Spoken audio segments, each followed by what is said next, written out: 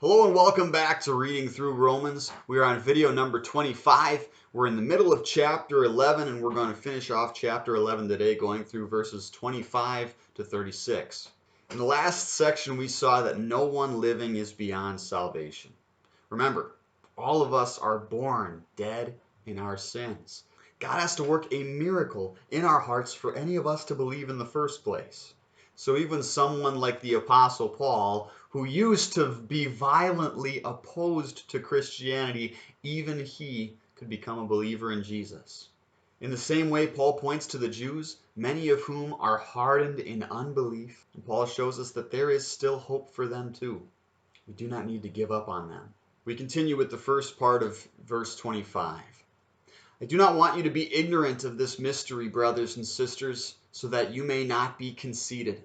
Quick pause here. In the last section, Paul warned his readers not to be overconfident. Through unbelief, any one of us can throw away our faith. We can cut ourselves off from Christ. The scriptures are full of warnings against pride and overconfidence in ourselves.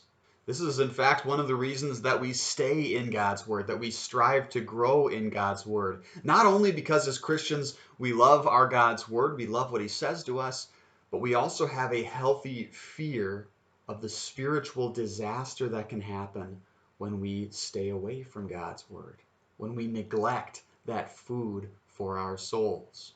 So what is it Paul wants us to know so that we don't become conceited? We continue with the rest of verse 25 through 27. Israel has experienced a hardening in part until the full number of Gentiles has come in. And in this way, all Israel will be saved. As it is written, the deliverer will come from Zion. He will turn godlessness away from Jacob. And this is my covenant with them when I take away their sins. Again, Paul is showing us that the Israelites are not beyond salvation.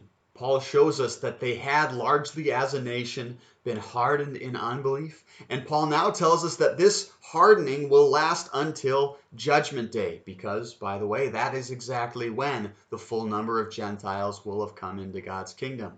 But in spite of that widespread hardening among the physical nation of Israel, Paul does not want us to look down on the Jews. God will continue to reach out to the Jewish people until the end of time. God will continue trying to save Jews until Judgment Day comes. God will continue calling them to repentance and to faith in Christ. For this reason, we should not look down on the Jews, but instead we should let our light shine in front of them. The NIV translates this section pretty well. They say, in this way, all Israel will be saved. These words are often misunderstood.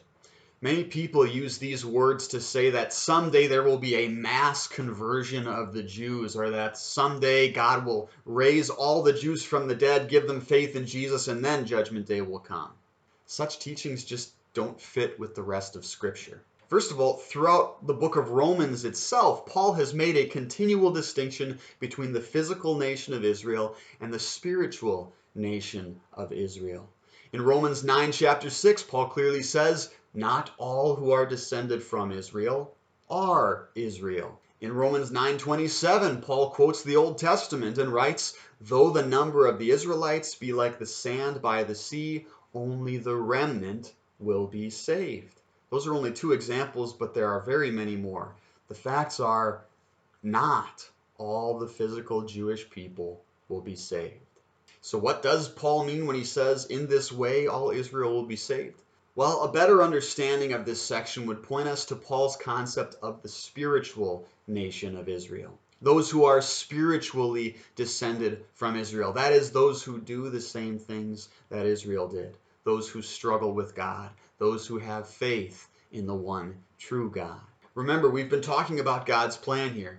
In that plan, the physical Jews had rejected the gospel. They had hardened themselves in unbelief. But God used that fact to then bring the gospel message to the Gentiles. And the Gentiles were flooding into God's kingdom. They were receiving the gospel. They were receiving faith in Jesus to believe that gospel.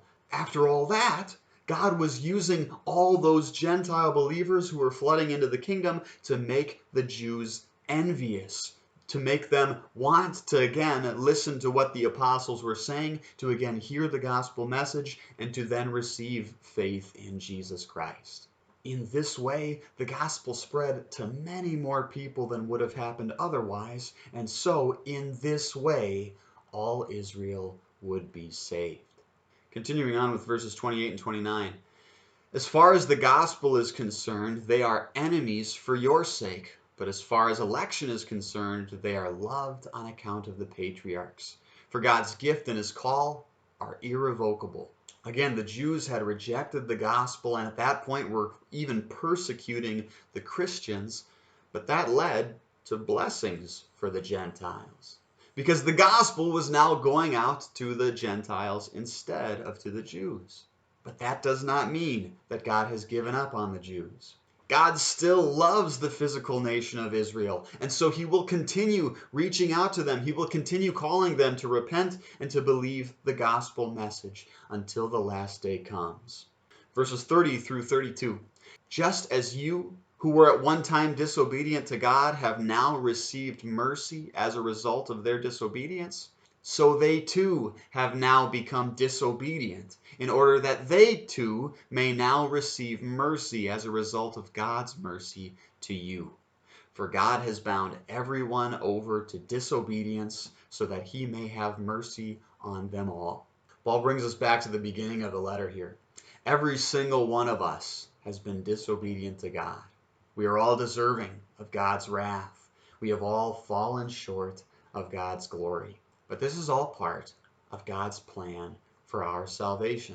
We are saved not because of our efforts, but because of his mercy shown to us in the work of Jesus Christ. Now comes a strange ending to this whole talk that Paul has had through chapters 9 to 11. Paul has been talking about God's intricate plan to bring the gospel to more and more people. And now Paul bursts out in praise for God. Verse 33.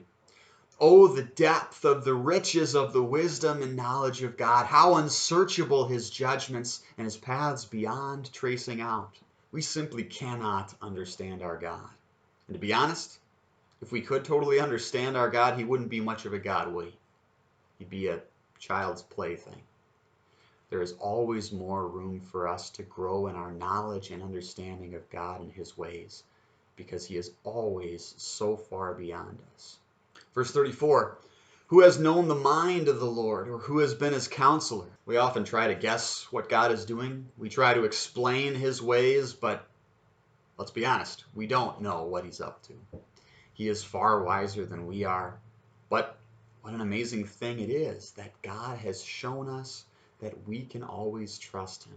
Though we may not understand what God is doing, we can always know that he is working things for our good. That second part of the verse, we often try to be God's counselor, don't we? We try to tell God how life ought to be, and sometimes we forget how God knows much more than we do, how he is so much wiser than we are. Now again, God does graciously take our prayers into consideration as he rules the world, but there's so much value in us learning to pray as Jesus did, to say, yet not my will, but yours be done. God's will always be much better than ours. Verse 35, who has ever given to God that God should repay him? Again, we like to think at times that our good deeds put God in debt to us somehow. It's not true. We are always going to be in debt to God. We can never pay off that debt with our feeble efforts at good. Instead, through Christ, we recognize that our every interaction with God, our whole relationship with God, is always based only on his unconditional love for us, on his gracious mercy for us. Verse 36, for from him and through him and for him are all things. To him be glory forever. Amen. Praise was never far from Paul's lips. May we too learn to live lives of praise for our God who is so good. That's it for this video. We'll see you in the next one. God's richest blessings on you till we meet again. And I say, can't be that easy. And he said, and no, it wasn't easy, but be still and know that I am God. Be still